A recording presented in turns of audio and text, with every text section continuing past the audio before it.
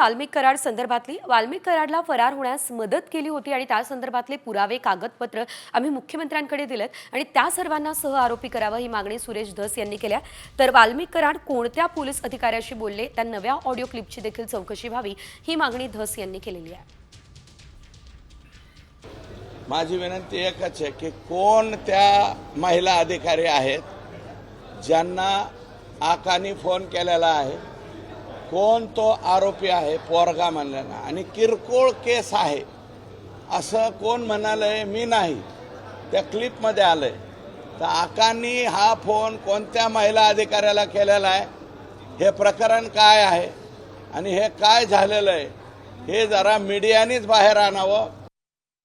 वाल्मिक कराड संदर्भातली वाल्मिक कराडला फरार होण्यास मदत केली होती आणि त्या संदर्भातले पुरावे कागदपत्र आम्ही मुख्यमंत्र्यांकडे दिलेत आणि त्या सर्वांना सह आरोपी करावं ही मागणी सुरेश धस यांनी केल्या। तर वाल्मिक कराड कोणत्या पोलीस अधिकाऱ्याशी बोलले त्या नव्या ऑडिओ क्लिपची देखील चौकशी व्हावी ही मागणी धस यांनी केलेली आहे।